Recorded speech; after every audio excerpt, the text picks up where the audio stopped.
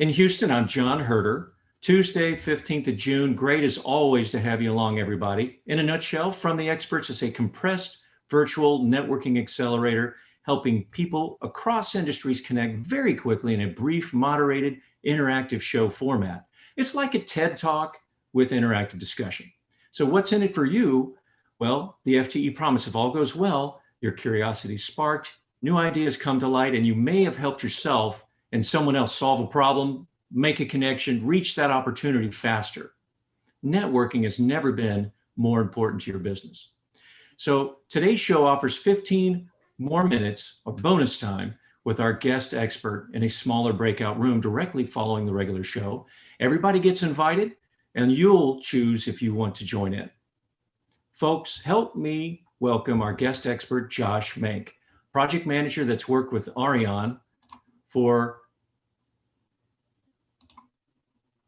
that's worked with Arion since 2018. And he's also a 12-year veteran in the engineering and construction business, delivering to the energy, oil, and gas sector.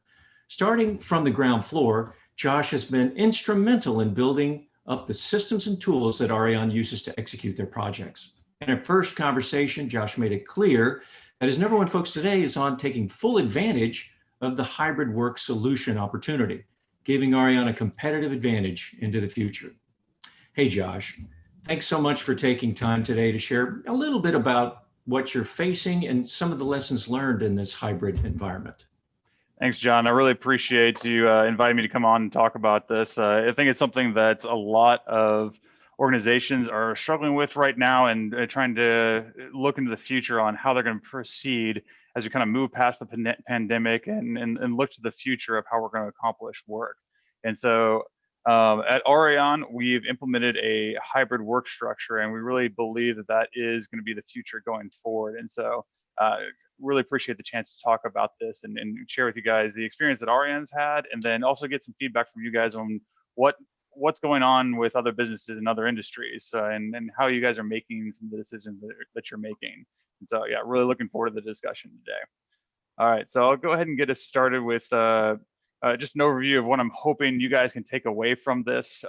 Just when I thought about the key reasons for the success of the hybrid work environment at Arion, and what we've done through the pandemic that has made this successful, I really kind of bulleted down to these three elements: deploy a flexible ecosystem, be ready to experiment, and then listen to your teams.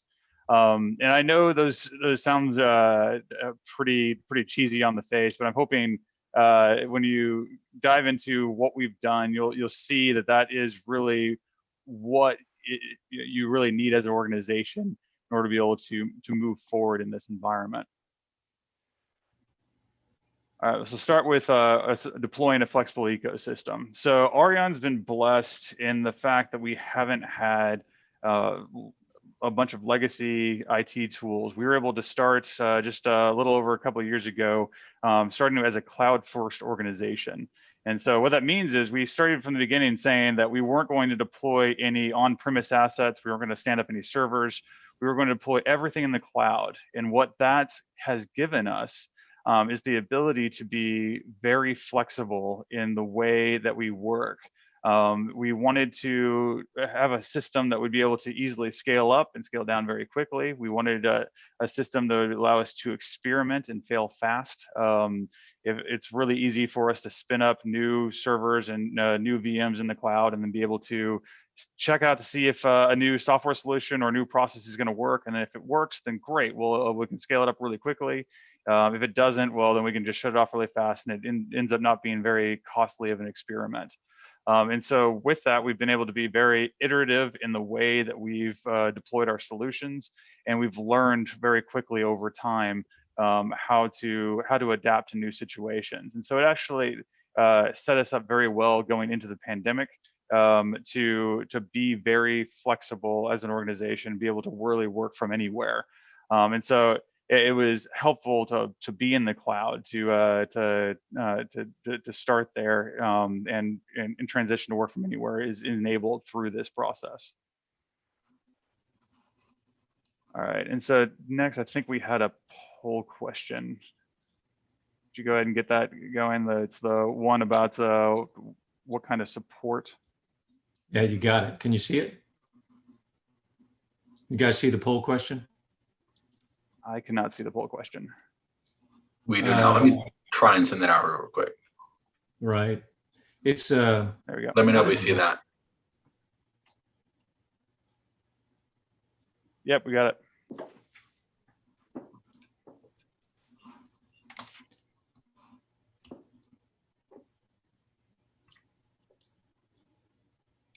And so with this one, I was just interested to see out there, what all is everybody doing, supplying support for their employees, what they've been doing through the pandemic, and then what they're going to be doing going forward. Just interested to see what amount of support for home office setups are out there amongst your organizations. got it. I'm going to close it here in a minute. Just broadcast it for us. There we go.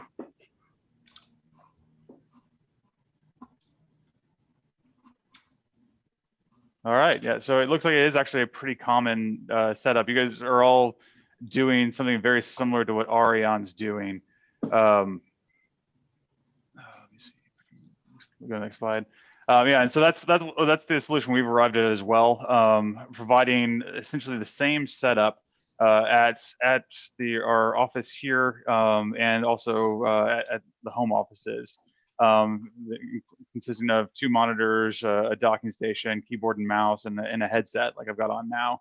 And so that's the only equipment that we're having to travel between home and the office or wherever we're going to be working is just the laptop.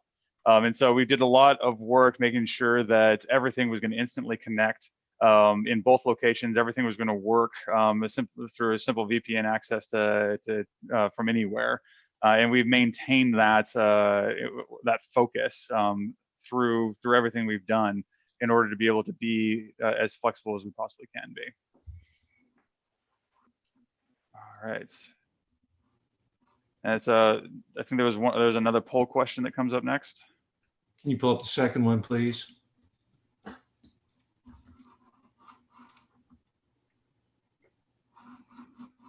All right, so the question is, going forward, how many days will you require employees to work from their office from the office, it should say, as opposed to working from home? So how many days is everyone coming into the office at your organization? Interesting. Okay, we're at about 68%. 75. Last entry. Put it on there, folks. All right.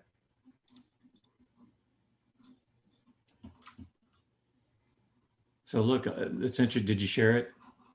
There we go. Oh, wow. So it's actually a lot of undecided. I'm surprised by that. I guess for someone who said undecided, could anybody talk about why they're undecided? Is it they just haven't gone back to the office yet, or why is there this much uncertainty? There wasn't an option up there for people who were going to stay at home. So really, we have probably 20% of our staff that are going to stay at home full time. Okay, so you're going to actually have a mix of employees of working from home entirely, staying at home. And then some of I guess is the rest of your organization, Sean, going to be coming into the office full time, or are they fewer days? Ours is about 20% at home, about 20% full time in the office, and then the rest will go in 2 to 3 days a week as needed. Interesting. Interesting. Very interesting. And that's actually that might play into some of the discussion that I want to have a little bit later about office space in particular, and how you're actually going to capitalize on some of this on this capability. And so yeah, hold that thought, because I definitely want to talk about more about that soon. Mm-hmm. So this is what Arion has done, and this is part of us being ready to experiment. We've actually changed what we've been doing several times over the course of the past year. Starting with the pandemic schedule of course, everyone working from home. We did that from March of 2020 through October of 2020. And then we returned to the office starting in October of 2020. We went to this blue team, green team, white team schedule where we split up the various projects that we manage into these different teams. Had some people coming in on Monday and Wednesdays, and others coming in on Tuesday and Thursdays, and then with management coming in as a part of the white team on Tuesday and Wednesday, hoping to get face time with everyone over those 2 days. And so that worked for a little while. We got some more survey data from our employees. And then we, after their feedback, decided to go to this a little more consistent Monday, Tuesday schedule, and then Wednesday, Thursday schedule for the green team. But then much more recently, as a lot of our partner companies are coming back to the office, and they have their own schedules for a hybrid workplace that they're establishing. We've realized we're having to sync a little bit more with especially our clients, and that's why it's pushed us to this Tuesday Thursday schedule that we're currently in now. And so yeah, that's a question I have for you guys is actually how are you managing the interfaces amongst other organizations as well? Are you like taking that into account of how you're having to manage a hybrid workplace, or is it is it factoring into your thoughts at all? Hi there. My name is Talia. I'm from a company called Innerspace in Canada. One thing that we have a lot of our clients doing is using our technology, because then they don't have to come up with a type of schedule. Instead, it gives employees the choice of when they want to come in. And then those who are managing facilities are able to then see how often people are coming in, what times are really busy, what times are not busy, as well as putting types of digital signage in lobbies, as well as integrating with employee apps. So you can kind of know before you even show up to the office how busy it's going to be on that day. Oh, so that's interesting. So you're not actually, your technology is proposing that we wouldn't schedule the times people are coming into the office day to day. You would instead give that entirely to the employees to be able to determine for themselves when is the right time to come into the office. Did I get that right? Yeah, correct. Yeah, and so that's a model that we're absolutely considering now, right? As far as of what does the future look like for scheduling office space and actually maximizing the use of our office space. If you look at our current schedule, we're only coming in the office 2 days a week. And so that means that our office is sitting empty for a large periods of time. And so what we're trying to figure out now is, okay, how do we actually maximize the use of the office space or minimize the amount of office space that we have? And that's one of the solutions that we're considering is if we stop trying to schedule out when we're using the office, give that back over to the employees of when it makes sense for them to come in, and then watch what the actual utilization is to be able to reduce the amount of office space. And so that's definitely something we're considering, and that's I appreciate your plug-in for that technology being out there. All right, so I think we do have one more poll question before I move on to this next slide. Yeah, and that is what this is the basis of that discussion that I wanted to have. Of what are your plans on reducing office footprint? Do you think that you're going to be able to reduce office footprint in the future? Do you have plans to do that? Do you not know now? What is the thinking out there? Got about half respondents in.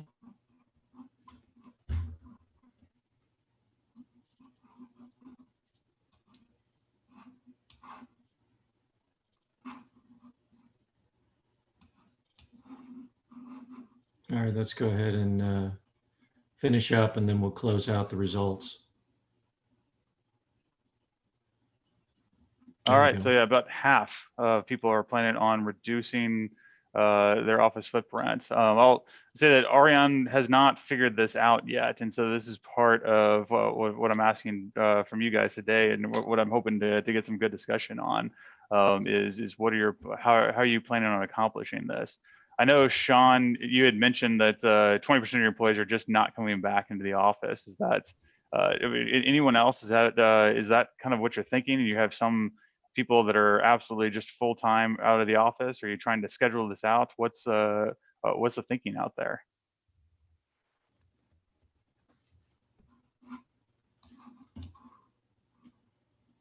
Jeff, I don't know about you and your organization, or Sean, are you still there? Yeah, I'm here. I mean, so just, yeah, to expound, our office, I'm in Greenville, South Carolina, and our office, I think it seats 1,200 people, and we are actively, and we're actually surprisingly having success. We're subleasing half of our building. So Right. there's only going to be 545 seats left. And we're actually not even back in the office yet. I have been a few times, but we're not actively back in the office. So yeah, I mean, there is across the board in our company, there is an active pursuit to shed office real estate.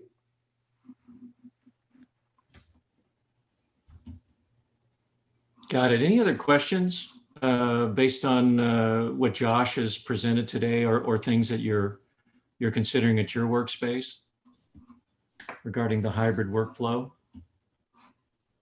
Yeah, I can offer a couple thoughts. This is Brent Owen. I'm with a company called Refine Technologies. We serve the refining turnaround space. We were very fortunate in that most of our workforce in operations and business development have always kind of been in a hybrid model. They're at client sites or they're traveling on the road, and we have offices, but folks kind of be where they need to be. So we've kind of been remote from day one, ground up. So we had a little bit of flexibility. Where this whole change impacted us was more for the office-centric folks, the back office people, accounting, HR, support staff, that sort of thing. And we're landing on a 3-day-a-week schedule, 3 days in the office, 2 days at home, as a general philosophy, but not a schedule. And this is kind of a unique thing I don't think you've covered on this, Josh, is we've said generally Tuesday, Wednesday, Thursday is a great time for you to work, and generally Monday, Friday, work from home. Business needs trump that. You need to be there on a Monday, you're there on a Monday. We're deciding philosophy over rigor. So we don't have a situation, I can't support you on Monday, that's not my day in the office. Those aren't things to be said, be flexible on this. And we've kind of adopted the case of generally, when we all worked remote, it worked really, really, really well. When we were all together, it worked really, really, really well. When you have a split, 10 people in a conference room, 3 people calling in, doesn't feel the same, and vice versa. So that's what kind of drove us to this philosophy of when we're all together, we think we get better results. Now, we think performance actually didn't suffer at all with work from home, but team dynamics certainly feel different if you haven't been in the same room with a person for 18 months. So our drivers, we think we've probably lost some creativeness, we lost some camaraderie. We lost a little bit of that discretionary effort that you get when you have time with each other and you fight that good fight together. So we're going that direction. Interesting thing is we did have a couple of folks who loved work from home so much they decided that they didn't want to come back to the office, and they're actually opting out of the organization or kind of accelerating retirements, that sort of deal.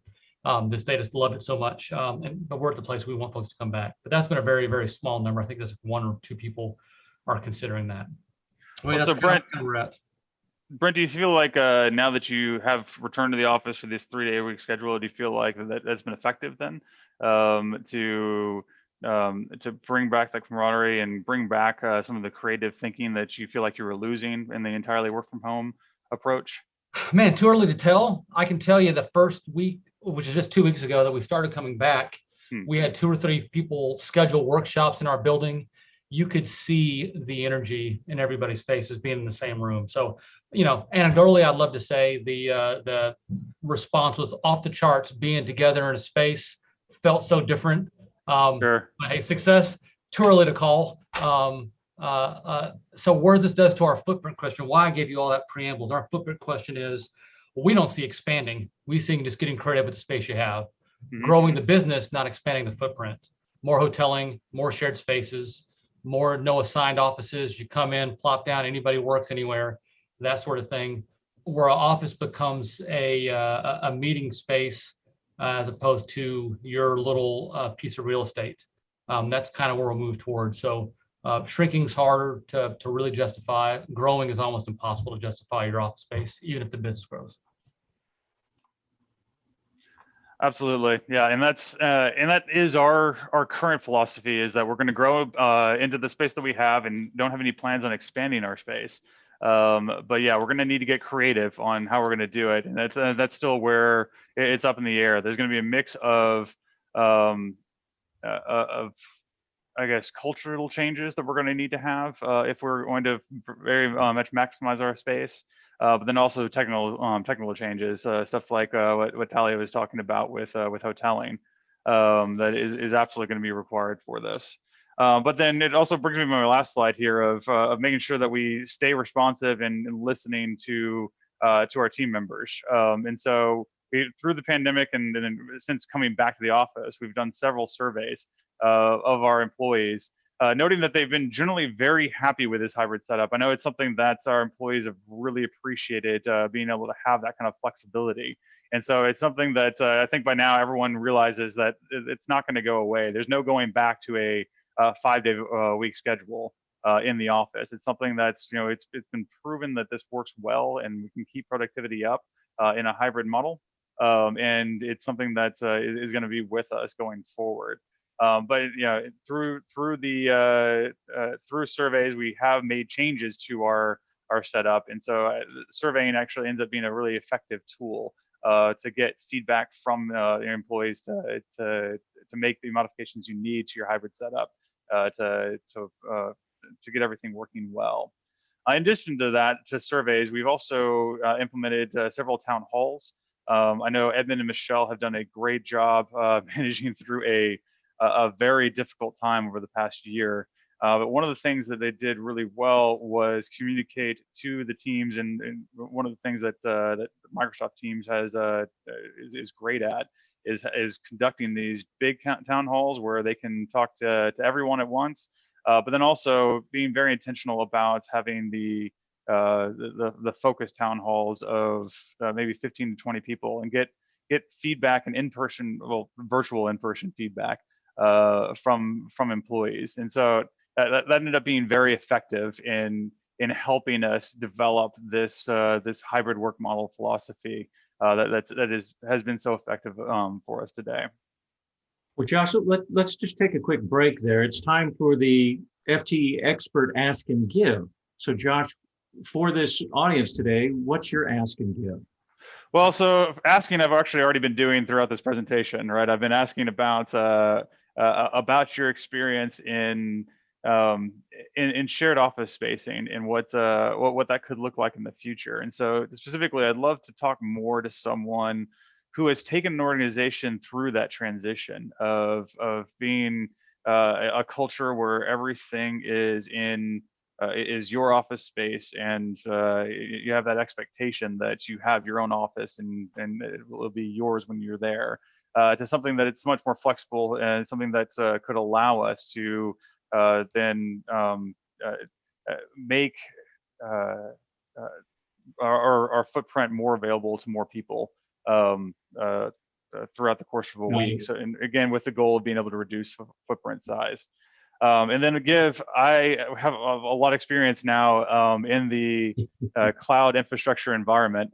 And so I'd love a chance to talk to somebody else about that. If anyone's struggling with getting things set up in the cloud, I've got some great referrals to Reliable IT and Prolytics of people that you can work with to get off the ground. One of the things that we experienced with going to the cloud is there's a lot of organizations that are great at transitioning you from on-premise to cloud environments, but then it doesn't seem like there's like a whole lot of people out there that know what to do once you're there. And so it's something that I think both of those organizations have done a great job helping us navigate since we started in the cloud, what to do going forward to really maximize our use of it. Got it. Thank you, Josh. Folks, today's show is brought to you by the FTE underwriters, Porter Hedges, attorneys at law, the informed choice for complicated litigation in the energy business, Unique Ventures, the energy hybrid technology accelerator with a unique approach to venture capital, Arion, the full service project engineering and design firm, respected, trusted, and highly valued by select energy industry clients, EnsurePoint, protecting what you care about most, people, profits, brands, and the environment, and Alliance Benefits Group, building retirement plans for your business that work. Okay, Josh, let's open this back up. Folks, like we have been, continue to introduce yourself and just share your take on today's group question, which is, well, what about transitioning to a hybrid work? John, I think we're losing you a little bit there.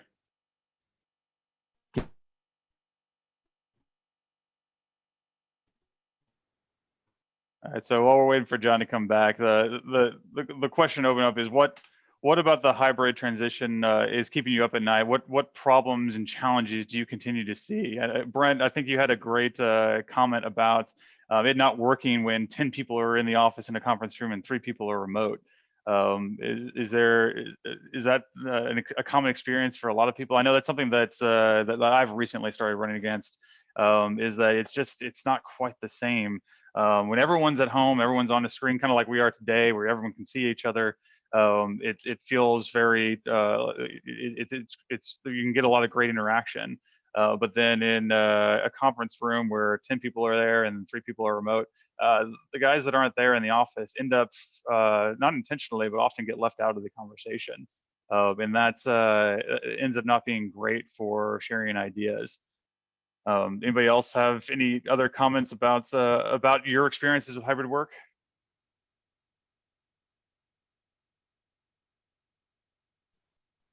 Well, Josh, I'll kind of offer kind of an extension observation here that might impact.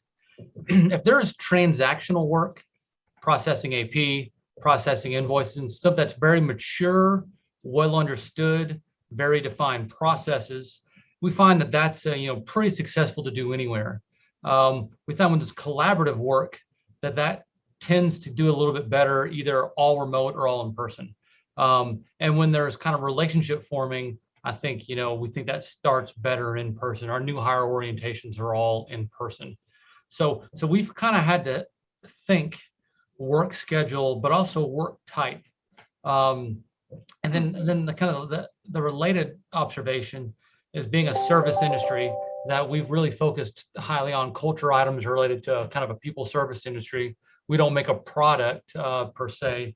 We'll provide a service. So we really lean into the people side. That is the secret sauce of our success here. So we've kind of factored that into how we figured out how to make our schedule work. But again, we're a few weeks into being back. So I can say our remote was incredibly successful, and we think we're off to our good start at our hybrid coming back. Hello, Josh. I can give a couple of comments. My name is Andreas from Shell. And one thing that certainly I would like to add into the context is, of course, we have organizations that spread throughout many continents and many time zones. I found, despite the fact that personal contact has been reduced, the access and participation of people from different continents has increased because they made it a little bit more easy for them to be dialing in from home. Whether it's 7 p.m., most usually it's 6 to 7 p.m. If you're India, you're trying to catch a Houston call, or maybe even in the middle of the night if something very unique, but we avoid that. So I think that that's the first realization, that we need to include people who are in different countries and time zones. The second part is actually, if we're talking about hybrid, by default, we're talking about a video conference like meetings and interactions. If we really try to do the face-to-face where people are around the table looking at each other and there's only one who's looking at the camera or looking at the screen, these are 2 different meetings. They're not one meeting. And if we really do the video conference type setting where everyone is looking at the screen where all the virtual participants are, and we are one room together and we're interacting like that, that will make everyone feel more included. And that's probably where we need better technology, better people who know how to run the technology. We don't have enough of those. And we have places where actually people start pre-loading files and background information before the meeting starts. So we're ready to run. Absolutely. And I think I definitely appreciate your comment about how much the openness to work from anywhere has been, it's really been a global phenomenon, right? And so the result of that is exactly like you said, it's given access to people all around the world to collaborate in that creative way, as Brent said, beyond just the transactional stuff. But it's given everyone access to people to collaborate with wherever they are in the world. I know it's we use a software called Drawboard over here for our PDF markup tools and our collaborative markups. And so it's a relatively new company, and they've been really great working with us to improve on their core offering. And I've been able to have extensive meetings with their development team over in Australia. And it's been great meeting those guys and actually having them in our virtual environments. And I don't think that would have those kinds of meetings would never have occurred without this happening. So it's definitely an interesting benefit that has occurred there.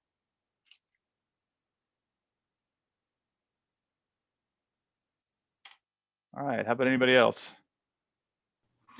Leif, what about you over in you guys over in Norway? How would you can you talk a little bit about your experience and how that relates to what you're hearing today? I can, John, and I think I think a lot of what we've heard is really matching our experience. Just short info for everybody, we were in this hybrid environment a long time before the pandemic, in the sense that we had a team that was located across multiple time zones and office locations, and we still had to work together on a day-to-day basis. And I think that one of the learnings that I really recognize is that hybrid does not work for meetings. Either you are all physical or you are all online. To sort of have a part of the group in a conference room joining with the 2 or 3 or 4 people who are not, that is really one of the things that we early understood is a no-go. And I think that realization also made us approach our office space in a completely different way. What we've sort of come to realize is that for the office space to work, it needs to be set up so that you can participate in an online meeting without disturbing the people around you. So effectively, we are looking at an office space where everybody really have to have their own office. To have these big offices with shared spaces and open landscape is really not working for us, because it really kills the fact that people are contributing into these online meetings all the time, and maybe they are in the same online meeting and they are sitting close to each other in the office space, and it sort of becomes a hassle. So I think office space that allows for online meetings, focus on having physical when you can, but maybe thinking a bit different about the physical meeting, because we've sort of come to this place where we realize that we need to get together in order to function as a team.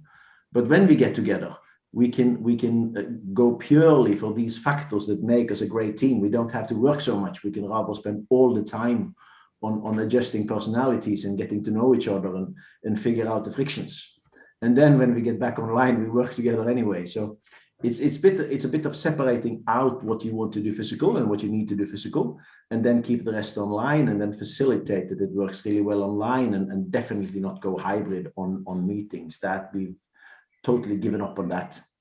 And in some, this also makes you look at your office space in maybe a completely different perspective, where you need your office space, whether it's at home or whether it's in the office, to facilitate being able to work well together online. So I think that is a short summary of our learnings, at least, John. Interesting. Any feedback, thoughts on that from anybody else? Any other questions? John Lewis, NASA, a little bit different environment. How are you guys approaching this? We kind of got thrown a loop from the standpoint of we were preparing this stepwise return back, and that changed when the CDC said, hey, everybody can come back. And so we're still trying to rejigger how we do that. Two different kinds of folks at NASA in general, I guess anywhere. There's a lot of folks either work in mission operations or in lab space. They've got to be there. And so they're like, yeah, I've got to get back to work, right? And then there are folks that are, doing this work where it's communication with people across the country. To that latter group, I think it is much easier to work at home. I think what you lose when you don't have some presence in the core workspace is that tie-in with the technical or development community, where you can walk down the hall and ask somebody, hey, what are y'all doing with this, as opposed to, losing that connection, then you assume the worst. And so I think that's the main thing I miss, and am looking to get back in July, whether the office space is ready or not, just to hope to regain that normalcy. Question for you, that walk down the hall, were you guys able to simulate that with any technology like Microsoft Teams or anything else? Or have you found a way what is the virtual walk down the hall in your world? Teams has worked very well for us on the walk down the hall. As a matter of fact, in many cases, Teams sometimes can be better in a walk down the hall, right? Because you can leave somebody a message and it's there for the whole day, right? And so if somebody sees it, they'll respond to it any time of the day. Where there is times I walk down the hall and somebody's not there because they're out of town for a sick kid or what have you. I think where the walk down the hall doesn't work as well is if I'm going to go into the lab space and want to see some physical, hey, this is how this separator is working. This is this challenge we're seeing. Being able to see that in beautiful 3D definitely helps. And I don't know if the tools are there yet to necessitate better than that. And Brent, I think I'll add on the virtual walk down the hall using Teams. It's something that we developed over the past last year. I think our offshore team in particular have done a really great job at implementing the actual Teams channel portions of Teams and using that very effectively. And that is just such a great way for multiple people to communicate instead of email. Because it keeps a good threaded conversation. It allows you to add content to it. But then it also, it's like a virtual water cooler in that other people can see the conversation that's happening in real time. And so that's been very important, definitely in our virtual environment and continuing on in the hybrid environment as well. Right. I just sent over, Josh, when we were talking earlier, you've got several different areas and we've touched on many of these. But guys, I put this out there if it sparks any other questions that you might have for the group as a whole. We talked about culture and walking down the hall. We talked about some of the tech in conference rooms and mixed environments. Did we touch on that enough? Yeah, I think the general opinion I'm hearing from folks is that let's not waste adding any more tech to conference rooms. It just either needs to be entirely virtual or entirely in person. And the kind of hybrid mixed conference room isn't going to work too well. And that's, we're seeing some of that. I don't know that I'm ready to give up on it though. I do wonder if there is not setups that you could implement in conference rooms that would allow you to still see the people like you do in a Teams conversation or a Zoom call like this, but then still and have them almost like you're in the room with them, because that's going to be important, as like Andrea said about there's still going to be remote people that are working, or if you're going to be collaborating around the globe in a lot of these organizations, and that's going to be very crucial to optimize that correctly. And I think we can further take advantage of that in local hybrid environments. We had a funny thing happen. I don't know if you guys have seen this. So in the live conference, you end up having all these side conversations. So if you've dialed in, it just sounds like a bunch of noise, right?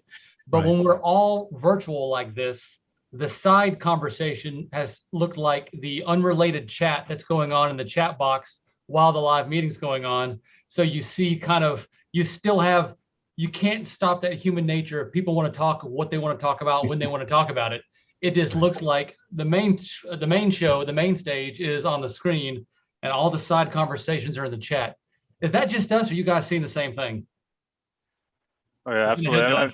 I suspect it's happening on this call. There's and I also discovered that us working professionals are just as easily amused by dropping stupid pictures in the Teams chat as our kids are, probably to a extent that our kids would be embarrassed. So let's just say lots of Justin Timberlake memes have made their way into our chats, no matter what's going on. So we've tried to have some fun with that, and we think that that has actually lightened some of the intensity of the remote working. So I don't know, again, sounds like we're no different than you guys when it comes to that. Love it. That's awesome, Brent. So any last words? I see that Andreas talks about a telepresence with Microsoft Teams. Andreas, do you want to expand on that? So John, I think this is two different things that I hope one day, if not even today, can work together. And at Shell, we do have telepresence, which is really a very high definition, very high speed transmission of video images. So you almost actually can see the person in front of you in the screen. But if we really allow people to link in from their home using Teams or a telepresence link, so they could be part of the screen, or there could be a one frame in the screen, then we can have people in the telepresence room, which is actually amphitheatrical, but you can have people at home doing the same thing. And I'm sure someone is already thinking about that technology, or that startup venture to do that, you know. I can kind of speak to my experience with that. I used to, right before the pandemic, worked at a large telecom in Canada. And because we're having to deal with different teams across Canada, we had Cisco enabled devices in all of our conference rooms. So, you know, even if a team member had to work from home that day, but we're talking to people in Kelowna or in Calgary, we had one screen that kind of had everyone's faces on it. And then the other screen was where whoever was sharing their screen, the content was presented. So at the time when the pandemic happened and we had to kind of shift to home, all of those kind of technologies were already set up. And so when that organization goes back to the office, it'll be very similar to what you're describing. Is, you know, there will be people on the videos already, but also there'll be people in the office. And because it was a facilities team, some of them have even been in the office during this time to make sure, you know, there's no floods or fires. So I can see that probably more organizations will be adopting that way of working and teleconferencing in the future. Well, thanks, Talia. That's going to be the last word. So folks, how was the discussion in networking today? Our post-show notes will hit your email very soon. Please take that 30-second survey in order to get your copy of today's attendee contact list. You'll also find links to the FTE videos and podcasts from previous shows. Hey, FTE belongs to you, it's your community and networking platform. Don't forget to follow up, connect the dots with each of the people that you've met after the show. Good experience today? Share it with others that you want to network with. Forward newsletters, invite your contacts to our events. Folks, we're out of time. Be sure and join us for our next event, June 29th, on Setting Up Working Parents for Success with Cindy Cisneros, VP Education of the CED Think Tank. She's going to share child care strategies and models that employers are using to help employees back to the workplace post-pandemic. Sign up right now on our website, fte.network. Tell your friends. Well, it's bonus time. If you'd like to spend a few more minutes in networking with Josh, make sure and accept the bonus room invitation that Gus will be popping up right now on your screen. Thanks once again, Josh, and to everybody on the A team at Arion, and all of you for making FTE Tuesdays the smartest 45 minutes of your day. Thanks, folks. Take care. And we'll see some of you in the bonus room in just a minute.